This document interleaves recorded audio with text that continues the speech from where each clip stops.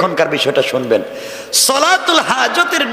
সলাতুল হাজত যদি আপনি পড়েন, আল্লাহ আপনার জন্য দুইজন ফেরেশতা বডিগার্ড আসমান থেকে পাঠাইয়া দেন।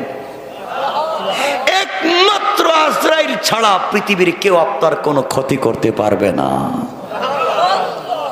সালাতুল হাজত 2 রাকাত নামাজ আপনি যখনই মন চায় পড়ে নিবেন। তো পড়ার সিস্টেম হচ্ছে, প্রথম রাকাতে পড়বেন সূরা আল ফাতিহার পরে কুল ইয়া আইয়ুহাল কাফিরুন, এবং দ্বিতীয় রাকাতে সূরা আল ফাতিহার পরে পড়বেন কুল হুয়াল্লাহু আহাদ।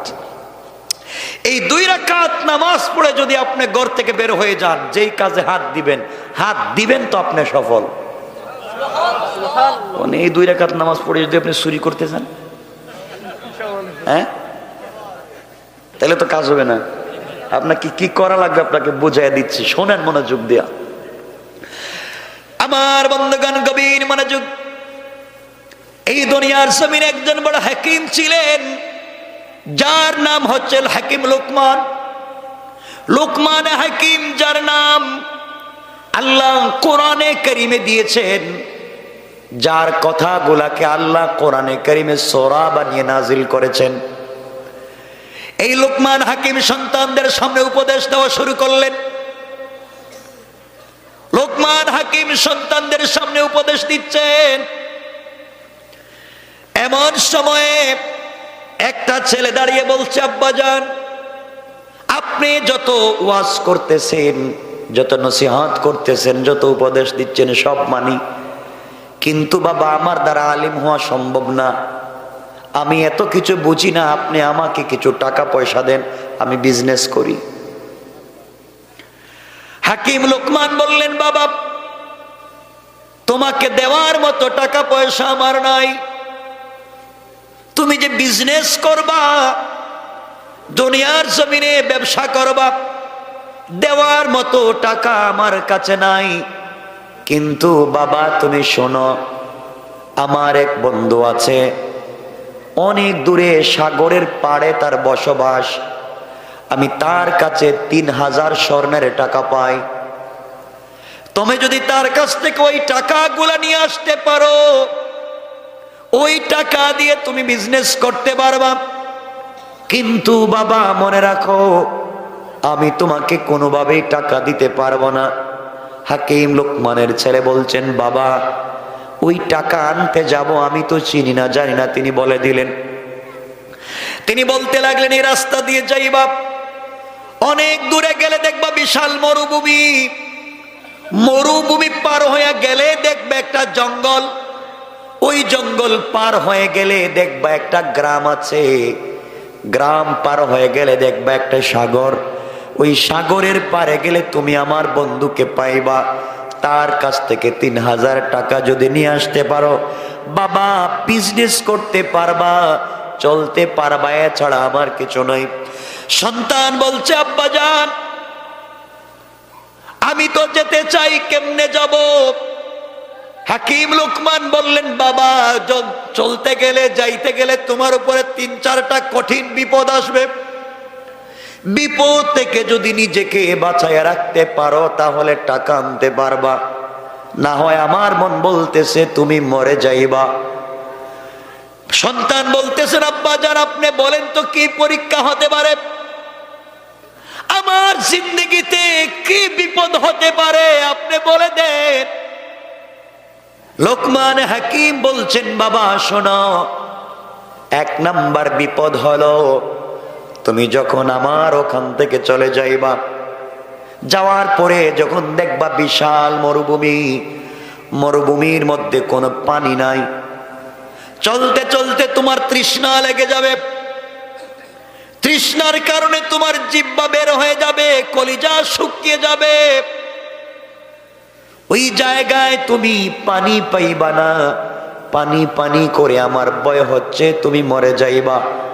ওই সময় বাবা তোমাকে বলি, যত বিপদ আসুক না কেন, ঘর থেকে যখন তুমি বের হয়ে যাইবা, 2 রাকাত সালাতুল হাজত পড়ে যদি বের হয়ে যাও, আল্লাহ সকল বিপদ থেকে তোমাকে হেফাজত করে দিবে।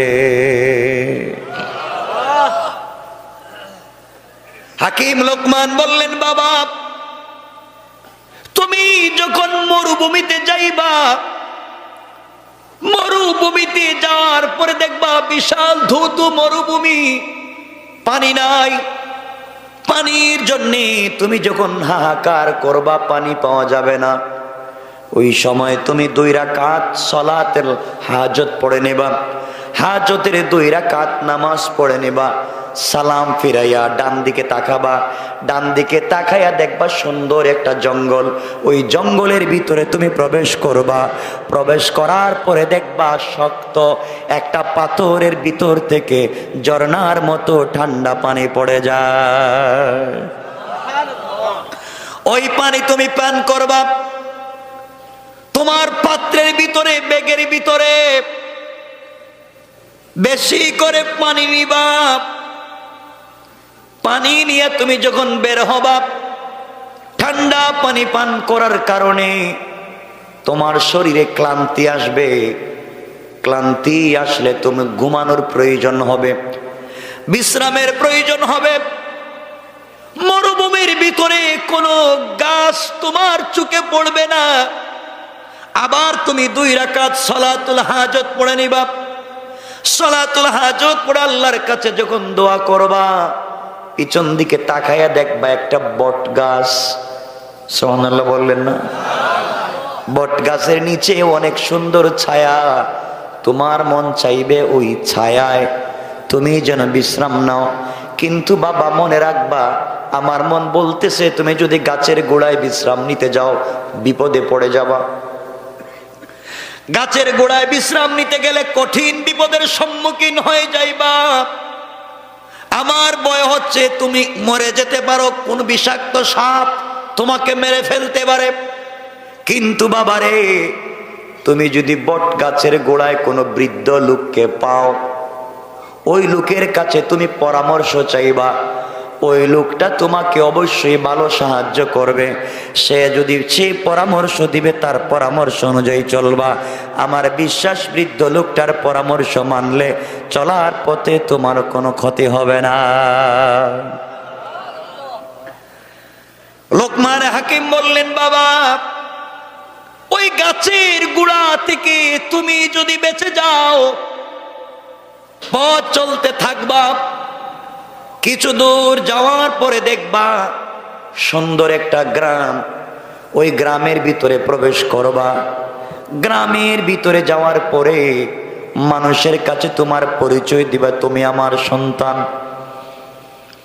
মানুষের কাছে তুমি যদি আমার পরিচয় দাও, তুমি আমার সন্তান, এই গ্রামের মানুষ তোমাকে আদর করবে, যত্ন করবে, ভালোবাসবে। 3-4 দিন তোমাকে মেহমানদারি করবে। যখন জানবে লোকমান হাকিমের ছেলে তুমি, ও বাবা 3 দিন থাকবার পরে 4th দিনে তোমার কাছে বিশ্ববিখ্যাত সুন্দরী, গোটা দুনিয়ার সব থেকে একটা সুন্দরী মেয়েকে নিয়ে আসা হবে এবং বলা হবে তুমি ওই মেয়েকে বিয়ে করো। আমার সন্তান তুমি শোনো, তুমি যদি ওই মেয়েকে বিয়ে করো বিপদে পড়ে যাইবা। বিয়ে করলেই তোমার জীবন নাশ হয়ে যেতে পারে, এই জন্য নিজেকে বাঁচাইয়া রাখবা। কিন্তু ওই মুরব্বী লোকটা যদি তোমার সাথে থাকে, সে যে পরামর্শ দেয় তুমি তার পরামর্শগুলা মেনে নিবা। বাবারে, তুমি ওই গ্রাম থেকে যাওয়ার পথে জঙ্গলের কাছে যখন চলে যাইবা, জঙ্গল পার হয়ে যখন সাগরের পাড়ে যাইবা, সাগরের পাড়ে যাওয়ার পরে দেখবা আমার বন্ধু একটা বাড়ি বানাইছে সাগরের মধ্যখানে চরে। তার কাছে আমার পরিচয় দিবা। পরিচয় দিলে সে তোমাকে 3,000 স্বর্ণ মুদ্রা দিবে। কিন্তু বাবার একটা শর্ত হলো, আমার বন্ধু কাউকে গেলেই টাকা দেয় না, যারা ঋণ পায় ঋণ দেয় না। একটা শর্ত হলো, 1 রাত্র তার বাসায় থাকতে হয়। আর যারা এই রাত্র বেলা থেকে যায়, সকালবেলা মরে যায়। আমি চিন্তা করতেছি, তুমি যদি টাকা আনতে চলে যাও, ওই বেচারার কাছে গেলে টাকা তো দিবে না, রাত্র থাকা লাগবে।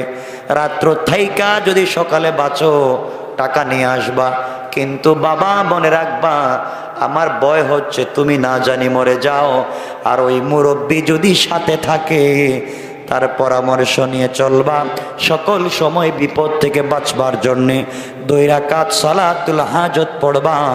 আমার বিশ্বাস আল্লাহ তোমাকে হেফাজত করবেন। কোন সুবহানাল্লাহ। কথা কি আমার বুঝতেছেন আপনারা? না কষ্ট হচ্ছে আপনাদের? আমার মুসলমান বন্ধুগণ, এক পর্যায়ে হাকিম লোকমান সন্তানকে উপদেশ দিলেন। এই সন্তান যখন সকালবেলা একদিন বাবার কাছ থেকে বিদায় নিলেন, লোটার মধ্যে পাত্রের মধ্যে পানি নিলেন,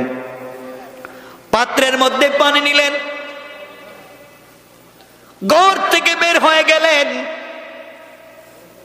যাওয়ার সময় 2 রাকাত সালাতুল হাজত পড়লেন।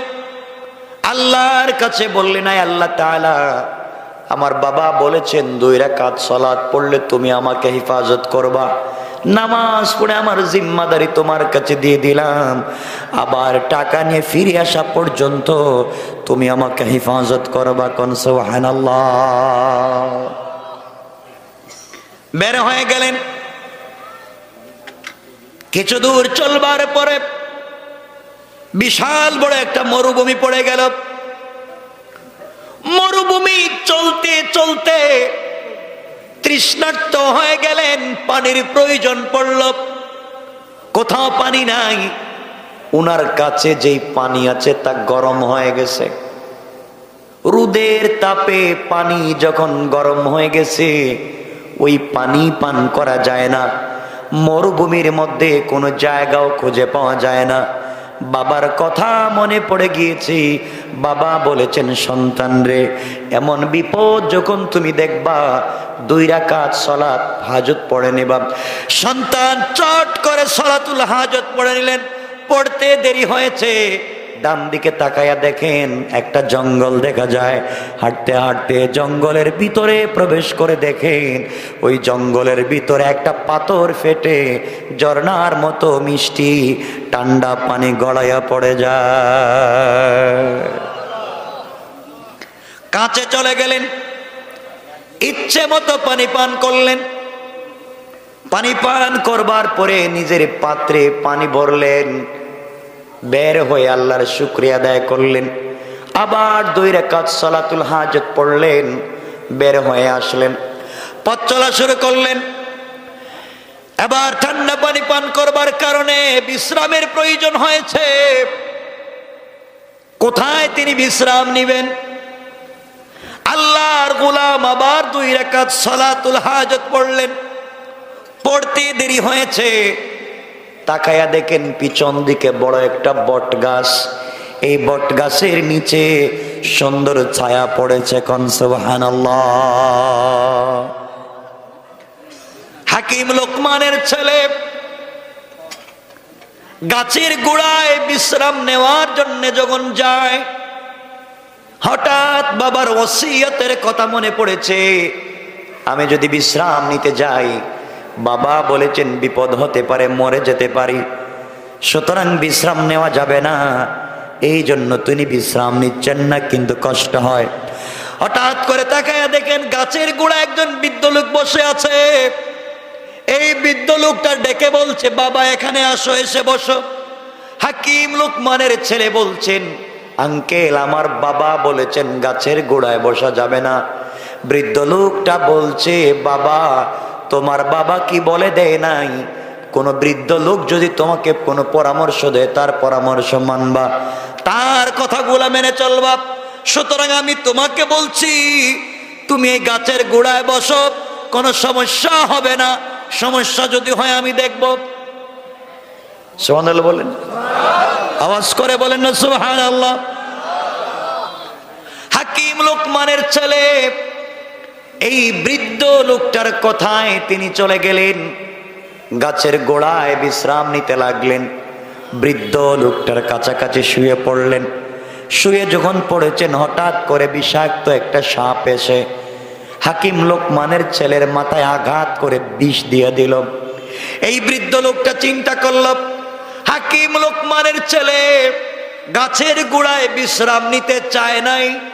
আমি তাকে বলেছি এখানে বিশ্রাম নেওয়ার জন্যে, এখন যেহেতু সাপ কেটেছে তার তো বিপদ হয়ে গেল। সাপকে ধরে ফেললেন, ধরে তিনি সাপকে বললেন যেখান থেকে বিষ নিয়েছে দিয়েছিলে ওখান থেকে নিয়ে যা। সাপ যখন মাথার থেকে আবার বিষ নিয়ে গেল, বিষ নেওয়ার পরে এই বৃদ্ধ লোকটা বেগের ভিতর থেকে একটা ছুরি বের করে সাপটাকে দুই টুকরা করে দিলেন। দুই টুকরা করে এক টুকরা গাছের গোড়ার নিচে ফেলে দিলেন, আর একটা টুকরা লোকমান হাকিমের ছেলের ব্যাগের ভিতরে ঢুকাইয়া দিলেন। কিছুক্ষণ পরে লোকমান হাকিমের ছেলের ঘুম ভেঙে গেল। ঘুম ভেঙে যাওয়ার পরে দেখেন একটা অর্ধেক সাপ নড়তেছে। ভয় পেয়ে গেলেন, বৃদ্ধ লোকটাকে বলছেন আঙ্কেল একটা সাপ এখানে অর্ধেক, বাকি অর্ধেক কোথায় গেল, সাপ কোথা থেকে আসলো? বৃদ্ধ লোকটা ডেকে বলছেন বাবা শোনো, তুমি যখন বিশ্রাম নিয়েছিলা এমন সময় একটা সাপ তোমাকে দংশন করেছিল। আমি ওই সাপটাকে তোমার মাথায় লাগায়া বিষ গোলা যখন নিয়ে গিয়েছে আমি দুই টুকরা করে দিয়েছি, ওই ফেটে ফেলে দিয়েছি, টেনশন নাই, তুমি এখন চলে যাও। হাকিম লোকমানের ছেলে 2 রাকাত নামাজ পড়লেন সালাতুল হাজাত, আর আল্লাহর কাছে ডেকে বলছেন আল্লাহ তাআলা নামাজের কারণে তুমি আমাকে এই বিষাক্ত সাপ থেকে বাঁচায়া দিলা। মুরব্বী ডেকে বলছেন বাবা তুমি কোথায় যাইবা? হাকিম লোকমানের ছেলে বলছেন আঙ্কেল আমার বাবা বলেছেন সামনে যে গ্রাম, ওই গ্রাম পার হয়ে গেলে যে সাগর, সাগরের পারে এক বাবার বন্ধু আছে, তার কাছ থেকে 3000 স্বর্ণ মুদ্রা লাগবে, এই জন্য যাই। কিন্তু আঙ্কেল আমার ভয় হয়, রাস্তায় চলার পথে না জানি কোনো বিপদ চলে আসে। আপনি যদি আমার সঙ্গে সফরের সাথী হয়ে যান, আমার সঙ্গে যদি সফর করেন, আপনার পরামর্শ নিয়ে আমি চলবো। মুরব্বী লোকটা বলছে তুমি বললে তোমার সঙ্গে যেতে পারি। লোকমান হাকিমের ছেলে বৃদ্ধ লোকটাকে নিয়ে চলতে লাগলেন। কিছু দূর যাওয়ার পরে যে গ্রাম পাইলেন, ওই গ্রামের ভিতরে গিয়ে নিজের পরিচয় দিলেন। নিজের পরিচয় দেওয়ার পরে মানুষ তাকে আদর করলো, যত্ন করলো, ভালো করে খাওয়ালো, মেহমানদারি করলো। কারণ বড় হুজুরের ছেলে এসেছেন, পীর সাহেবের ছেলে এসেছেন, সবাই আদর করলো, ভালোবাসলো। 3 দিন পার হয়ে যাওয়ার পরে 4র্থ দিনে এলাকার লোকেরা মিলে গোটা দুনিয়ার বিশ্ব সুন্দরী একটা মেয়েকে তারা ধরে নিয়ে আসলো। এসে বলছে বাবা তুমি লোকমান হাকিমের ছেলে, এই মেয়েটা বিশ্ব সুন্দরী, তোমার কাছে বিয়ে দিতে চাই, তুমি রাজি হয়ে যাও। লোকমান হাকিমের ছেলে মেয়েটার চেহারার দিকে তাকায় আশ্চর্য হয়ে গেলেন। দুনিয়ার ভিতরে মানুষ কি এত সুন্দর হতে পারে? এত সুন্দরী কি মেয়েরা হতে পারে? তিনি চিন্তা করলেন আমি যদি বিয়ে না করি অন্য কোন ছেলে তো এই মেয়েটাকে বিয়ে করে ফেলবে। তিনি বিয়ে করার সিদ্ধান্ত নিলেন। হঠাৎ করে বাবার ওসিয়তের কথা মনে পড়ল। হাকিম লোকমান বলেছেন 3 দিন থাকবার পরে 4র্থ দিনে এই এলাকার মানুষ তোমার কাছে একটা মেয়ে বিয়ে দিতে চাইবে। ওই মেয়েটাকে তুমি বিয়ে করবা না, বিয়ে করলে কঠিন বিপদের মুখোমুখি হয়ে যাবা। তিনি বিয়েতে রাজি হতে চাইলেন না। তিনি বলতে লাগলেন আমি বিয়েতে রাজি হতে পারি না, আমার বাবা না করেছে। আমি যদি বিয়েতে রাজি হয়ে যাই, বাবা বলেছেন বড় কোনো বিপদ হয়ে যাবে, এই জন্য রাজি হব না। সবাই যখন মেয়েটাকে নিয়ে চলে গিয়েছে, হাকিম লোকমানের ছেলে নিজেকে বোঝাতে পারলেন না। এত সুন্দরী মেয়েটাকে আমি বিয়ে করলাম না, এমন সুন্দরী মেয়ে তো বিশ্বের মধ্যে পাওয়া যাবে না। লোভ সামলাতে পারতেছেন না, আবার বাবার ওসিয়ত ভঙ্গ করতে পারতেছেন না। চিন্তা করলেন, বাবা বলেছেন সকল কাজে এই বৃদ্ধ লোকটার পরামর্শ নিতে। বৃদ্ধ লোকটার পরামর্শ নিয়ে দেখি তো কি হয়ে যায়। তিনি মুরব্বির কাছে চলে গেলেন। আঙ্কেল, বাবা নিষেধ করেছেন মেয়েটাকে বিয়ে করতে, কিন্তু এত সুন্দরী মেয়েকে কি কেমনে আমি ফেলে রেখে চলে যাই? আমার মন বলতেছে বিয়ে করি, কিন্তু বাবা বলেছেন বিয়ে করলে মৃত্যুর সম্ভাবনা আছে। আপনি বলেন কি করা যায়? হাকিম লোকমানের ছেলের হাত ধরে ফেললেন।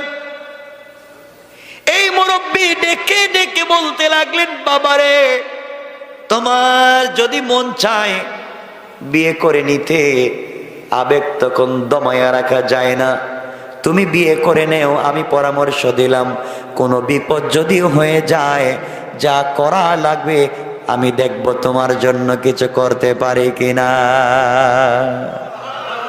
সুবহানাল্লাহ, একটু জোরে পড়েন না সুবহানাল্লাহ। রাত্র 12টা হয়েছে, এরপরে কথা বলা যায় না। আপনাদের কষ্ট হচ্ছে? আমার মুসলমান বন্ধুগণ,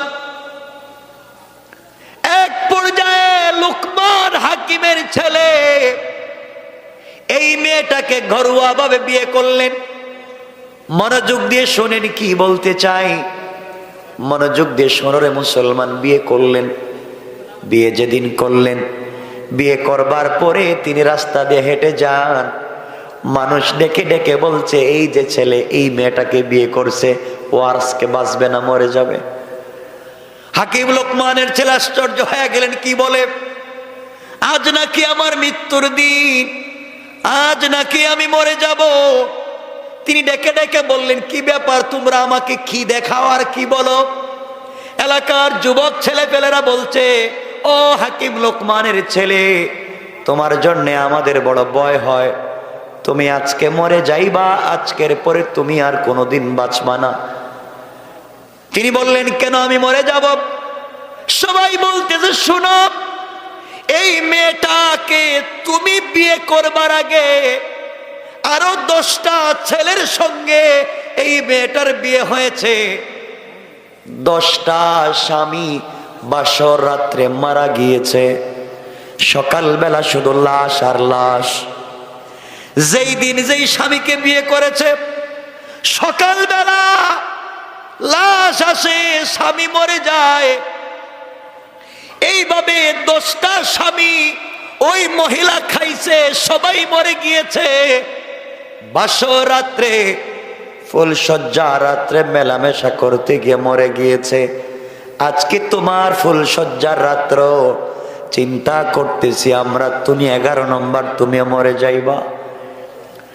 হাকিম লোকমানের ছেলে এই কথাগুলা শুনে আশ্চর্য হয়ে গেলেন, কাঁদতে লাগলেন, কি করা যায়? এই বিপদ থেকে কেমনে নিজেকে বাঁচানো যায়? মুরব্বির সঙ্গে পরামর্শ করে বলেন, আঙ্কেল, ওরা কি বলে আজকে নাকি আমার মরে যাবার রাত্র। মেয়েটা আগে আরো 10টা ছেলেকে বিয়ে করেছে, সবাই তো ফুলসজ্জার রাত্রে মারা গেছে, আজ নাকি আমিও মারা যাব। এই বৃদ্ধ লোকটা বলছেন, যুবক, বাসর রাত্রে যাওয়ার আগে 2 রাকাত সালাতুল হাজত পড়ে যাইবা। আমার বিশ্বাস, আমার আল্লাহ তোমাকে হেফাজত করে দিবে। আল্লাহু আকবার। কথা কি বুঝতেছেন আমার? আমি যেখানে পড়েছিলাম, আল্লাহ বলছেন, ওয়াল্লাযীনা ইয়াবিতুনা লিরাব্বিহিম সুজদান ওয়া কিয়ামা। তোমরা যদি সিজদা করো কি উপকার হবে বোঝাতে চাই। আমার বন্ধুগণ, রাত্রবেলা গভীর রাত্র যখন হয়ে গিয়েছে, হাকিম লোকমানের ছেলে 2 রাকাত নামাজ পড়লেন। নিজের ভিতরে ভয়, আজকে মরে যাবেন, বাঁচবেন না, কি করা যায়? 10 জন লোক তো আগেই মারা গিয়েছে। এলাকার প্রশাসন, লাশ যারা ডুব, সবাই রাত্র এসে হাজির। সকালবেলায় লোকটার লাশ নিয়ে যাওয়া লাগবে। হাকিম লোকমানের ছেলে দেখতেছেন লাশ নিয়ে যাওয়ার গাড়িও হাজির, যারা লাশ গোসল করায় তারাও হাজির। তিনি চিন্তা করলেন, বিয়ে করলাম কেন? কথা বুঝেন নাই? বিয়ে করলাম কেন? তো মৌত দেখতেছি, বাঁচার পথ নাই। কে বলছিল বিয়ে করতে? হযরতে হাকিম লোকমান তার সন্তানকে যেই ওসিয়ত করেছিলেন, বিপদে যদি পড়ে যাও সালাতুল হাজত পড়বা, সালাত আদায় করে আল্লাহর কাছে কান্নাকাটি করবা। হযরতে লোকমান হাকিমের ছেলে গভীর রাত্রে সালাতুল হাজত আদায় করলেন। বৃদ্ধ লোকটার কাছে গেলেন আর ডেকে বলেন, আঙ্কেল নির্ঘাত মরে যাব, আমি যদি মরে যাই আমার বাবার কাছে খবর পৌঁছে দিবা। বাবা বলেছিলেন এই মেয়েটাকে বিয়ে না করতে, করেছি তো মরেছি, এখন দেখতেছি লাশ নেওয়ার গাড়ি হাজির, যারা গোসল করায় তারাও হাজির, মানে সবাই নিশ্চিত আমি আজকে মরে যাব। কথা বুঝেন নাই? আচ্ছা এমন যদি কেউ জানে বাসরাত্রি কি যাইব? কথা কন না কেন? আপনি জানলে তো মধুপুর সাইডা টাঙ্গাইলে যাইবেন, ও জান বাসাই।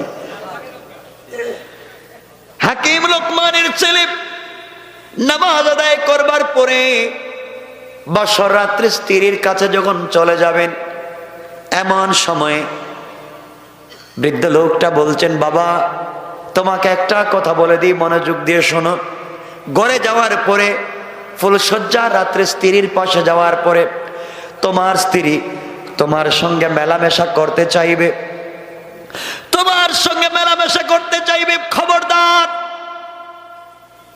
মেলামেশা করবা না। আমি একটা কথা বলে দিই, তুমি শোনো, আমার কথার বাহিরে যাইবা না, বিপদ হয়ে যাবে। কি বিপদ আঙ্কেল? ঘরের ভিতরে ঢুকবার পরে স্ত্রী তোমাকে বাধ্য করবে মেলামেশা করতে, করবা না।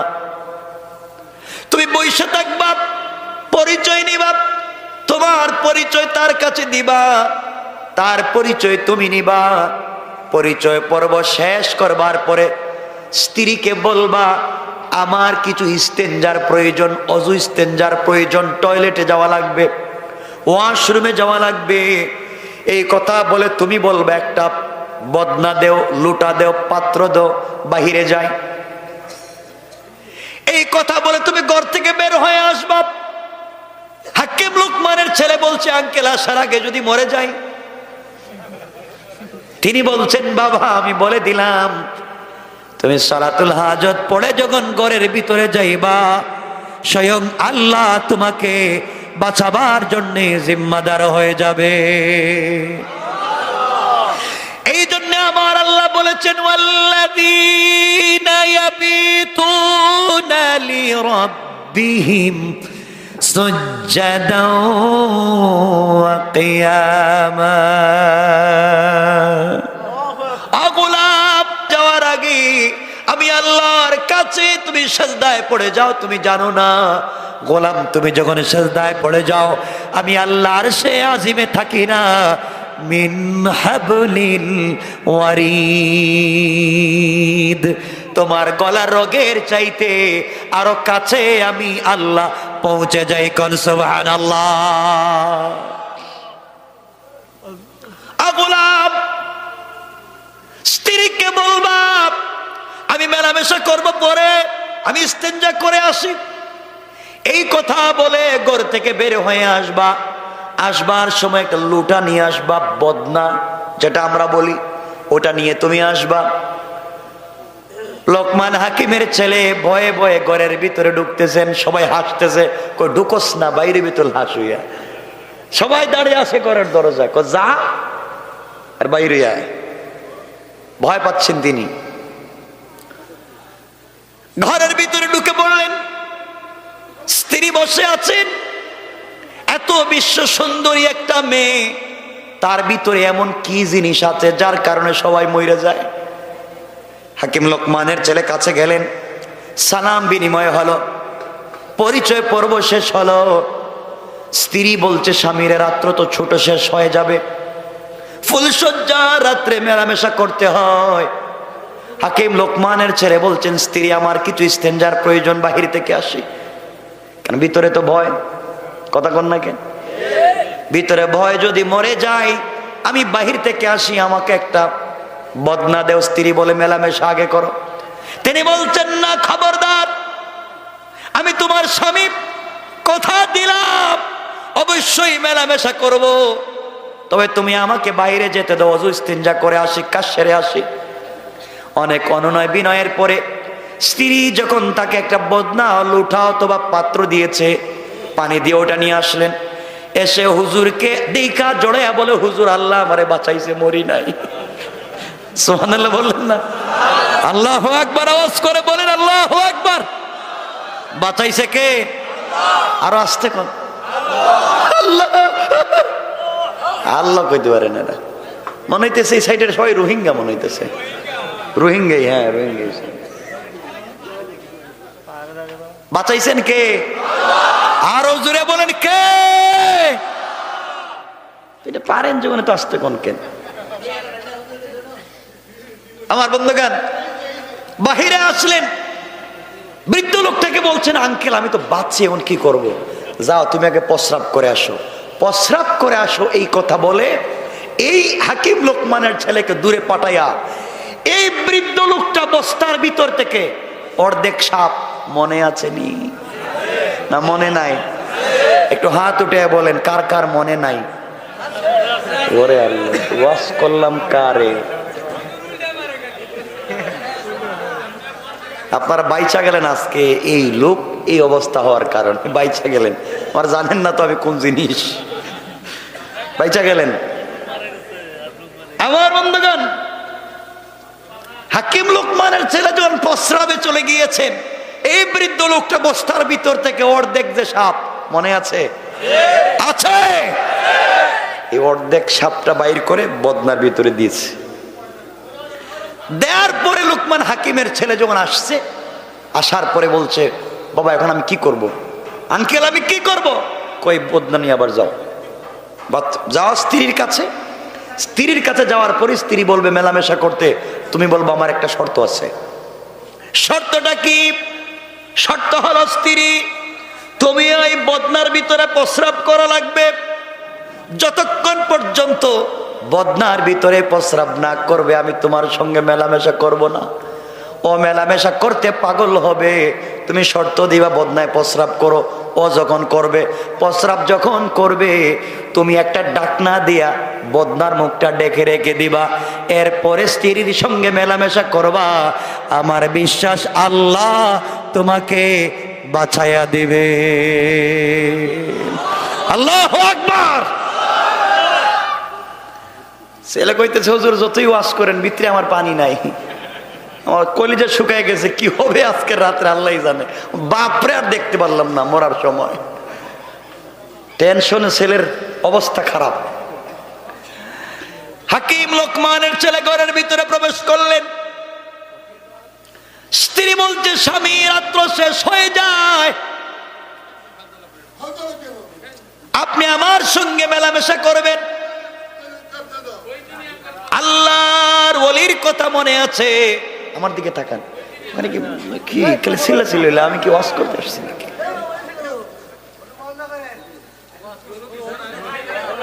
শোনেন কথাগুলো শোনেন।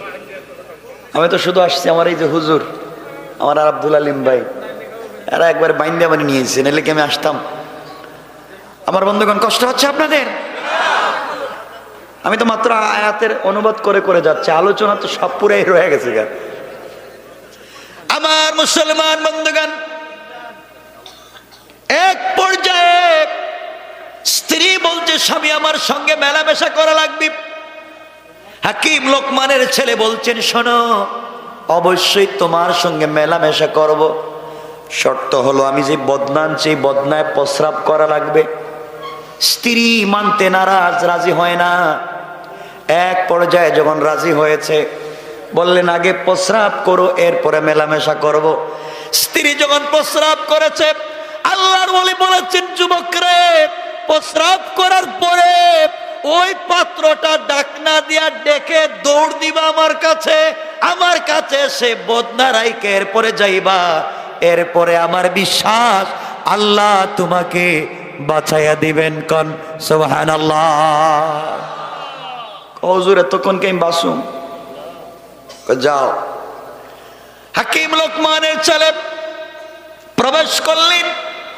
স্ত্রী বলতে, স্বামী রাত্র কাটায় লাভ নাই, তিনি বললেন, আমি জানি তোমার কাছে 10 জন শেষ, আমি 11 নম্বর। এত তাড়াতাড়ি বিপদে পড়তে চাই না। স্ত্রী বলে, স্বামী আপনি যাই বলেন, মরে কেন আমি নিজেও জানি না, আমিও তো জানি না। একটা স্বামীকে বাসর রাত্রের পরের দিন জিন্দা পাই নাই, অপরাধ আমার না, আমিও তো জানি না কি হইছে। হাকিম লোকমানের ছেলে বললেন, প্রস্রাব করো। স্ত্রী যখন প্রস্রাব করেছে, প্রস্রাব করবার পরে ডাক না দিয়ে বদনাটাকে ডেকে স্ত্রীকে বললেন, থামো, আসতেছি। এই কথা বলে ঘর থেকে বের হয়ে আসছেন। আল্লাহর ওলির সামনে বদনা দিয়েছেন। আল্লাহর ওলি বলছেন, বাবা বদনাটা তুমি ঢালো, উল্টাও।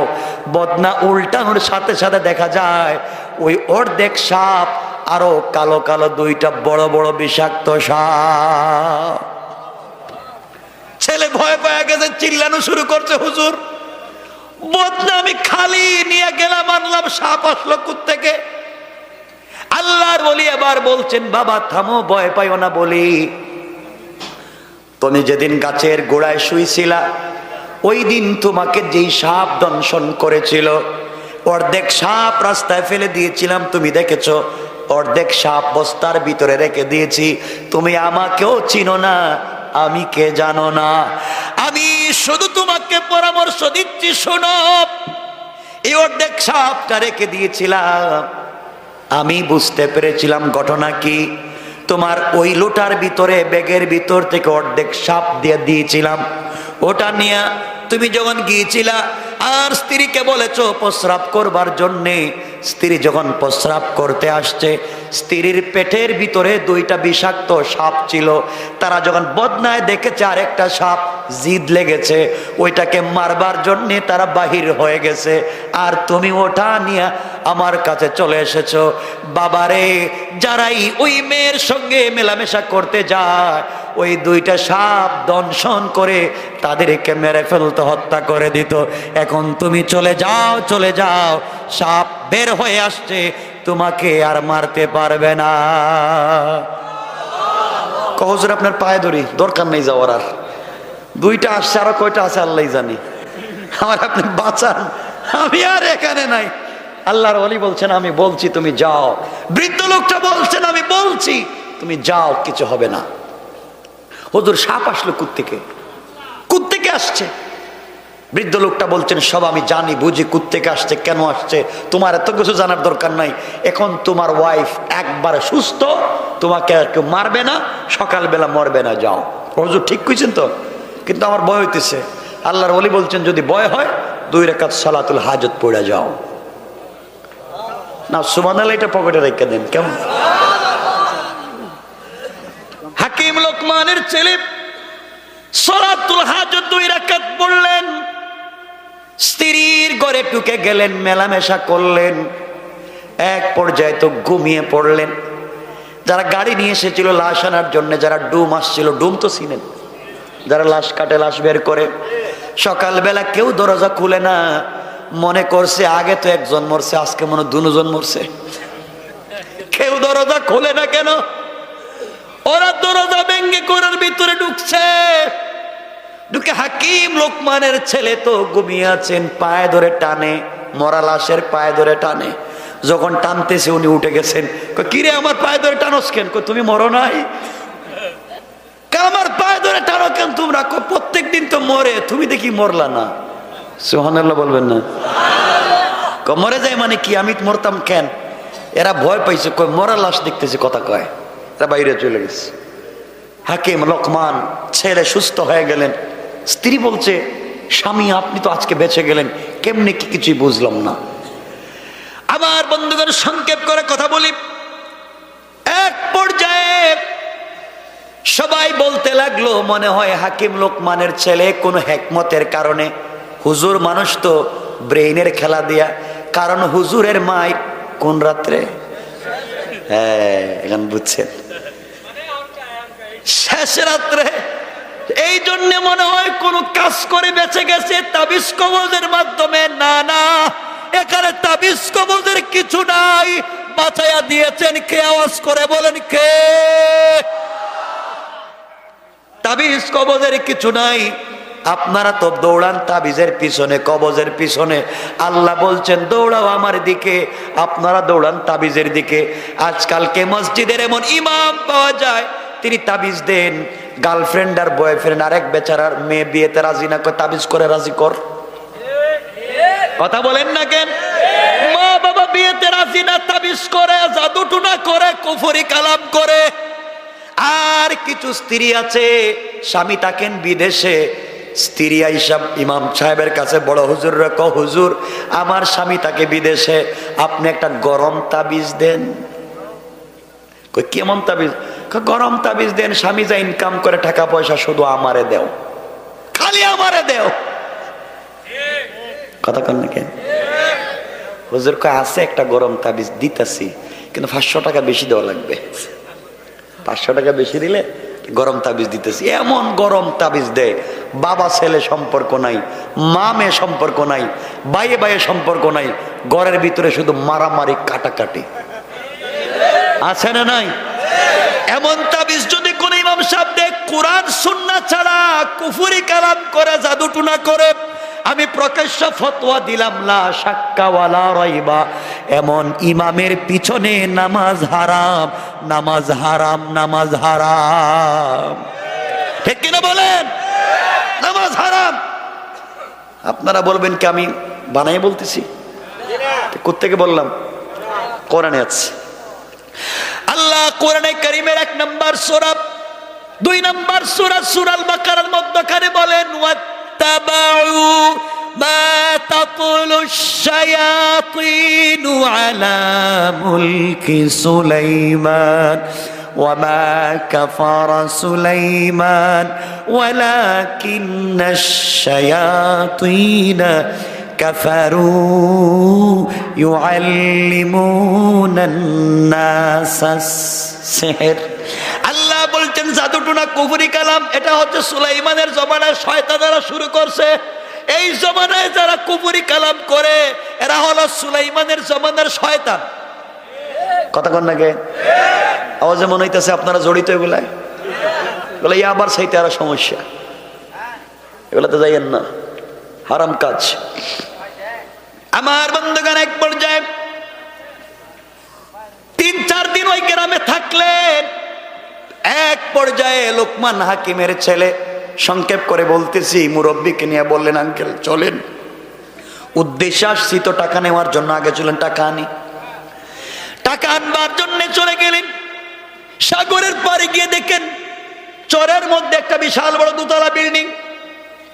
গিয়ে নিজেকে পরিচয় দিলেন, আমি লোকমান হাকিমের ছেলে, আমার বাবা আপনার কাছে 3000 স্বর্ণের টাকা পান, টাকা দেন।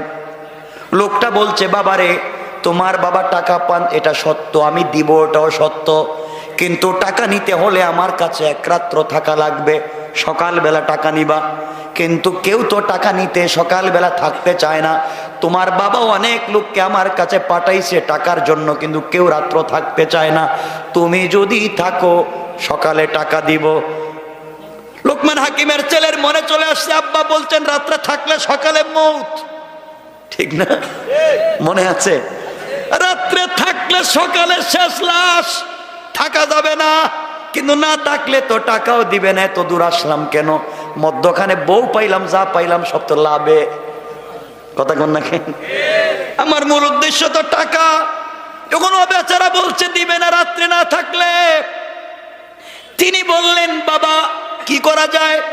মুরব্বী লোকটা ডেকে ডেকে বলছে বাবারে উদ্দেশ্য তো টাকা, না থাকলে দিবে না, কিন্তু তোমার বাবা বলছে থাকলে তো বাঁচা যাবে না। আঙ্কেল আমার বাবা বলছেন সকল কাজে আপনার পরামর্শ নিতে, আপনি বলেন কি করা যায়?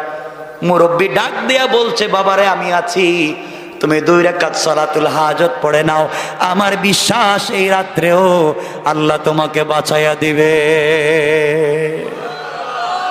শুধু হাজতের কথাই বলতেছি। আমার মুসলমান বন্ধুদের এক পর্যায়ে রাত্রবেলা 2 জন থাকতে গেলেন। এই বৃদ্ধ লোক যার কাছে টাকা পাওয়া যায় তার 2 তলা বাড়ি, উপরের তলায় সে একা থাকে, 2 রুমে তার 2টা ছেলে থাকে। আর যারা টাকা নিতে আসে ঋণদার, যারা পাওনাদার, এদেরকে নিচতলায় রাত্র থাকতে দেয়।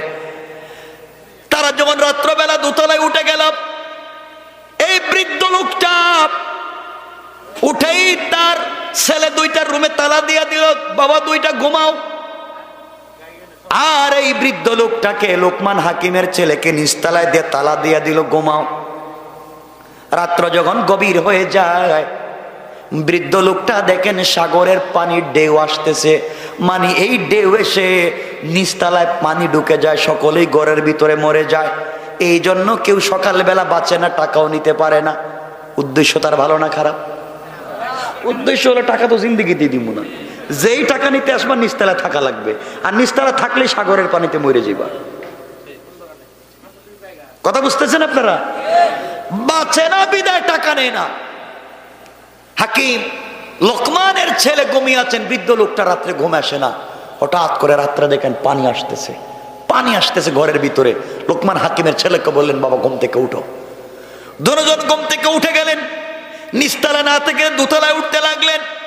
দোতলায় উঠে এই ঋণ, যার কাছে ঋণ পাওয়া যায়, তার ছেলের রুমে নক করলেন, দরজা খুলে দিল। তারা বললেন, বাবা আমি লোকমান হাকিমের ছেলে, উনি মুরব্বী মানুষ, মুসাফির, তোমার বাবার কাছে প্রয়োজনে আসছি। সন্তানরা জানে না তার বাবার কাছে যে মানুষ কোটি কোটি টাকা পায়। আজকালকে অনেকে আমাদের কাছে দেখবেন, অনেক লোকের কাছে টাকা পায়, সে বাড়িতে ঘুমায়, ছেলেকে বলে কো আব্বা বাড়িতে নাই। কথা বলেন আছে না নাই? বাবা নাই, আর ঘুমাইতেছে বাসায়। আল্লাহ বলছেন তুমি টাকা না দেওয়ার জন্য কৌশল করতেছো। আল্লাহ বলছেন ওয়া মাকারু ওয়া মাকারাল্লাহ ওয়াল্লাহু খায়রুল মাকিরিন। তুমি টাকা না দেওয়ার কৌশল করতেছো, আমি আল্লাহ এমন কৌশল করব, টাকাও দিবা, আব্বাও ডাকবা। ঠিক কিনা জোরে কোন? এই দুইটা লোক উঠে গিয়েছে, সন্তানের দরজায় নক করে বলছে, ভাই দরজা খোলো। দরজা খুলে দিয়েছে। বাবার এই শয়তানিগুলা সন্তান জানে না। তারা বলছে, ভাই টাকা নিতে তারা আসছিলাম তোমার বাবার কাছে, কিন্তু নিচতলায় তো থাকতে পারতেছি না, আপনাদের রুমে আমাদের দুইজনকে জায়গা দেন, আজকে রাত্রে থাকি। তারা দুই ভাই বলছে, আপনারা মুসাফির, আর লোকমান হাকিমের ছেলে বহুত বড় বুজুর্গের ছেলে, আপনাদেরকে কষ্ট দিতে চাই না, আপনারা দুইজন আমাদের দুই ভাইয়ের বিছানায় থাকেন, আমরা রাত্রে নিচতলায় থাকবো। আল্লাহ বলতেছেন, ইন্না কাইদাশ শাইতানি কানা দাঈফা। তোমরা যত কৌশল করতেছো, আমি আল্লাহর কাছে ওগুলা বড়ই দুর্বল। আমি যখন কৌশল শুরু করব, বাঁচবার সুযোগ থাকবে না। ঠিক কিনা বলেন? আমার বন্ধুগণ, এক পর্যায়ে তারা দুইজন, এটা আবার কি, আমি সংক্ষেপ করে দিচ্ছি, আপনাদের কষ্ট হচ্ছে না তো? 1-2 মিনিট আমি রেখে দেব। কথা বলেন, আমি রেখে দেব, আলোচনা লম্বা করবো না, রাত্রে 12:30 হয়ে গেছে। শুনেন আমার বন্ধুগণ, এক পর্যায়ে এই দুই ভাই লোকমান হাকিমের ছেলেকে আর মুরব্বীকে দোতলায় থাকতে দিয়া তারা যখন নিচতলায় ঘুমাতে আসলো, এমন সময় সাগরের পানি উত্তাল হয়ে গেল, নিচতলায় ঢুকে গেল, দুইজন ভাই ঘরের ভিতরে মরে গেল। সকালবেলা এই বৃদ্ধ লোকটা ঘুম থেকে উঠে ছেলেদের দরজায় তালা দিয়া নিচতলায় আসতেছে, আইসা লাশ দুইটা সাগরে ফালাইয়া দিবে, কারণ লাশ আছে লোকমান হাকিমের ছেলে আর ওই বৃদ্ধ লোকটার লাশ। এসে যখন দরজা খুলেছে, খুলে দেখে তার ছেলে দুইটার লাশ। আল্লাহ কয় টাকাও দিবে, লাশও দেখবে। কেন পাবলিক রে ঠকাস? ছেলে দুইটা লাশ দেখে আশ্চর্য, দোতলায় গিয়েছে, দরজা খুলে দেখে ঘরের ভিতরে লোকমান হাকিমের ছেলের মুরব্বী দুইজন বাইরে। এক কয়, তোর সব শয়তানি জানি, আজকে টাকা দে। সুবহানাল্লাহ বলেন না? তুই তো টাকা দেস না, শয়তানি করস, মনে করছিলে আমরা মরে যাব, আমরা মরি নাই, আমরাই বাঁচছি, তোর ছেলেও মরছে, টাকাও দিবে। কথা বলেন না কেন? টাকাও দিবে, ছেলেদেরকেও পাওয়া যাবে না। ছেলেদের কাফন দাফন করলো, 3000 স্বর্ণ মুদ্রা দিল, চলে আসতে লাগলেন। রাস্তায় আসার পরে বৃদ্ধ লোকটা বলতেছে, বাবা আবার শোনো, টাকা তো পাইছো, এতক্ষণ পর্যন্ত অনেক কিছু করলাম, আমি তোমাকে সহযোগিতা করলাম, এখন তুমি কি নিবা, আমারে কি দিবা বলো, তুমি কি নিবা, আমাকে কি দিবা বলো, বাটাবাটি হয়ে যাক, আমার কারণে তো সব পাইলাম। লোকমান হাকিমের ছেলে বলছেন, আঙ্কেল আমার কিচ্ছুর দরকার নাই, টাকা পয়সা যা আছে আপনি সব দেন, শুধু বউটা আমারে দিয়ে দেন। এত সুন্দর স্ত্রী, এটারে রাইকা যাইতে মন চায় না, আপনি যা আছে সব রাইকা নেন, আর আমাকে স্ত্রীটা দিয়ে দেন। বৃদ্ধ লোকটা বলছে, বাবা তুমি তো আসছোই টাকার জন্য, উদ্দেশ্য ছিল তোমার টাকা, আমার দোকানে যা পাইছো সব তো ফাও, টাকাটা উদ্দেশ্য। আমি তোমাকে এতদিন সাপোর্ট দিয়েছি, সহযোগিতা করেছি, বিনিময় কিছুই চাই না, টাকা নিয়ে যাও, উদ্দেশ্য ছিল টাকা বিজনেস করবা, টাকা নিয়ে চলে যাও, বউ নিয়ে চলে যাও, তোমার সঙ্গে আমি আর যেতে চাইবো না, তুমি চলে যাও। সংক্ষেপ করে দিলাম, বিষয়টা অনেক লম্বা, অনেক লম্বা বিষয়। বৃদ্ধ লোকটা এবার বলছে, বাবা তুমি বাড়িতে যাইবা, বাড়িতে গেলে তোমার বাবার কাছে আমার পরিচয় দিও, সালাম দিও। এবার লোকমান হাকিমের ছেলে বলছেন, আঙ্কেল সব কাজে আপনি আমাকে সহযোগিতা করে বাঁচাইয়া দিলেন, শেষ পর্যন্ত বউ থেকেও বাঁচলাম, রাত্রেবেলা মরি নাই, টাকাও পাইলাম, মরি নাই, আপনি তো পরিচয় দিলেন না, আপনার পরিচয় দেন, আপনি কে? আল্লাহু আকবার বলবেন না? এবার বৃদ্ধ লোকটা দাঁড়ায়া লোকমান হাকিমের ছেলের হাত ধরে বলছেন, বাবা তাহলে তুমি শোনো, তোমার বাবা হাকিম লোকমান বুজুর্গ আল্লাহওয়ালা, আল্লাহর কাছে কিছু বললে আল্লাহ শোনেন। তোমার বাবা যে তোমাকে বলেছিল ঘর থেকে বের হয়ে আসার সময় সালাতুল হাজত পড়বার কথা মনে আছে? আছে। তুমি যখন সালাতুল হাজত পড়েছিলা, তোমার বাবা বলেছিলেন আল্লাহ রহমতের ফেরেশতা দিয়ে তোমাকে বাঁচাইয়া দে, এতদিন পর্যন্ত অদৃশ্যভাবে বাঁচাইয়া দে। তোমার বাবার দোয়ার কারণে, আল্লাহ তোমার সালাতুল হাজত নামাজ পড়বার কারণে আমি আল্লাহর রহমতের ফেরেশতাকে মানুষের সুরত ধরাইয়া তোমার হেফাজতের জিম্মাদার বানিয়ে দিয়েছে। আল্লাহু আকবার। আমি তো সালাতুল হাজত তুমি পড়ার কারণে আল্লাহর কাছে দোয়া করেছো, আল্লাহ বাঁচাও, আল্লাহ বাঁচাবার জন্য রহমতের ফেরেশতা আমি মানুষের সুরত ধরাইয়া তোমার জিম্মাদারের জন্য পাঠিয়ে দিয়েছিল। সব জায়গা থেকে তোমাকে বাঁচাইছি, কারণ সব জায়গায় সালাতুল হাজত পড়েছো তো আমি বাঁচিয়ে দিয়েছি। এবার সব পাইছো, তুমি চলে যাও। এবার লোকমান হাকিমের ছেলে সেজদায় পড়ে গেলেন, ডাবল সালাতুল হাজত পড়ে কাঁদলেন আর বলেন, আল্লাহ তুমি যেই নামাজের মাধ্যমে কেমনে বাঁচাইয়া দাও, আর অদৃশ্য ফেরেশতাকে দৃশ্যমান করে হেফাজত করলা, সালাম ফিরাইয়া দেখেন এই বৃদ্ধ লোকটা আর নাই। আমার বন্ধুগণ, এখন লোকমান হাকিমের ছেলে বউ নিয়ে টাকা পয়সা নিয়ে আসতেছেন নি, কথা কন না কেন?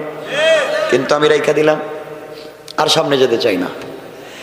এই কথাই আল্লাহ আমার তেলাওয়াতকৃত আলোচ্য আয়াতের মধ্যে বলছেন, ওয়াল্লাযীনা ইয়াবিতুনা লিরাব্বিহিম সুজদাও ওয়া কিয়ামা। গোলাম যদি বিপদে পড়ে যাও, কারো কাছে কিছু চাইতে যাইবা না, সালাতুল হাজত আমার কাছে পড়ো, আমি আল্লাহ ফেরেশতা পাঠাইয়া তোমাকে বাঁচাইয়া দিব। কোন সুবহানাল্লাহ। তাহলে 3 নাম্বার গুণ, রুকু সেজদা করবেন কার পায়ে? সবাই বলেন। 4 নাম্বার গুণটা শুধু বলে দেই, আল্লাহ বলছেন 4 নাম্বার গুণ, ওয়াল্লাযীনা ইয়াকুলুনা রাব্বানা ইসরিফ আন্না আযাব জাহান্নাম ইন্না আযাবাহা কানা গারামা। আল্লাহ বলছেন, গোলাম রে, যত অপরাধী হস না কেন, কবরে যাওয়ার আগে, সাকারাত শুরু হয়ে যাওয়ার আগে, গারগারা শুরু হয়ে যাওয়ার আগে, আজরাইল পৌঁছে যাবার আগে, গোলাম জিন্দেগির গুনার বুঝা মাথায় নিয়া একবার আল্লাহ বলে ডাক দিবে, আমি আল্লাহ কথা দিলাম রে গোলাম, যত বড় অপরাধী হো গুনাহগুলাকে মাফ করে আমার জিম্মাদারিতে জান্নাতি বলে ফয়সালা করে দিলাম। 1 নম্বর গুণহংকার করা যাবে না, 2 নম্বর গালি দেওয়া যাবে না, 3 নম্বর রুকু সেজদা আল্লাহর পায়ে, 4 নম্বর সাকরাতের আগে তওবা করবেন কার কাছে? আল্লাহর কাছে। 4টা গুণের নাম বলে আলোচনা এখানে সংক্ষেপ করে দিলাম, আর সামনের দিকে যেতে চাই না। মাদ্রাসাটা আপনাদের, আমার বন্ধুগণ, এই মাদ্রাসায় আপনারা বেশি বেশি করে দান খয়রাত করবেন তো ইনশাআল্লাহ? সবাই বলেন না কেন ইনশাআল্লাহ? এখানে যে যা পারেন, যে যা পারেন আপনারা সহযোগিতা করেন। কেউ উঠে যায় না, আলোচনা তো রেখে দিতেছি, রাত্র প্রায় 1:45 হয়ে যাচ্ছে। উঠেন না, বসেন। মাশাআল্লাহ, এই যে আমার এক মুরব্বী বাবা দিয়েছেন 1000 টাকা। সবাই মাশাআল্লাহ। আমাদের সভাপতি সাহেব 20,000 না? ওয়াইফ মারা গেছে, যে ওনার ওই ওয়াইফের টাকা